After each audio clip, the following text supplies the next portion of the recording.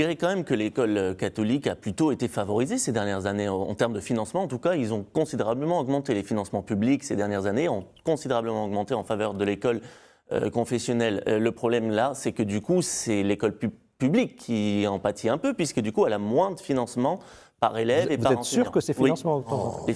Ah oui, tout à fait, les financements ont augmenté. Alors, et après, c'est un cercle, il faut faire attention, parce qu'après, c'est un cercle vicieux, parce qu'effectivement, après, si les moyens sont supérieurs dans le privé, ben, les gens veulent aller dans le privé parce qu'ils veulent le meilleur pour leurs enfants, mais du coup, le public devient moins bon mais et de moins en moins bon. Il y a un traitement égalitaire, c'est-à-dire que le financement, c'est essentiellement le salaire des professeurs. Tout à fait, mais il n'y a pas que ça. Donc c'est la même chose pour tout vous le monde. l'avez dit justement, vous avez des subventions régionales possibles, municipales, sur le bâti, sur le fonctionnement. Donc il n'y a pas justement que les salaires, c'est là toute la difficulté.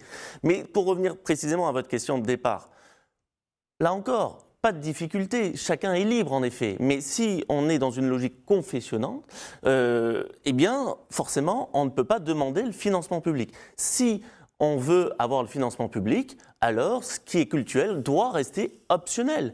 Parce qu'on ne peut pas financer, l'administration publique ne peut pas financer quelque chose qui serait que catholique. Vous êtes d'accord là-dessus, Jean-François Colosimo? Je suis ni d'accord ni avec les chiffres qui sont donnés. D'ailleurs, il n'y a pas de chiffres qui sont donnés. Alors, je pense qu'on mélange les choses. On va laisser la question des chiffres de côté, puisque ce n'est pas le sujet de l'émission. Mais la vérité, c'est que les gens qui se tournent vers l'école catholique, sans être eux-mêmes forcément des catholiques pratiquants, voire des catholiques tout court, ils veulent effectivement savoir où est leur enfant, qu'est-ce qu'il fait, ils veulent pouvoir avoir un rendez-vous, des tas de choses qui n'existent plus dans l'école publique et pas parce qu'il manque de l'argent.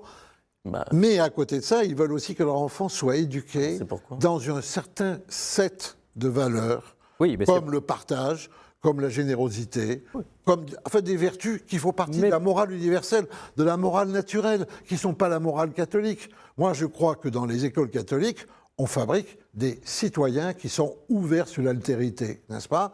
Voilà, alors certains d'entre eux deviendront des prêtres catholiques, des moines, des moniales, de parfaits catholiques pratiquants, d'autres quitteront l'Église catholique peut-être, d'autres qui sont là ne deviendront jamais catholiques, peut-être certains deviendront, mais ce n'est pas la question. C'est-à-dire que l'obsession sur ce caractère confessionnel nous fait oublier que, n'est-ce pas, la morale républicaine et la morale ecclésiale, en 1920, c'est la même.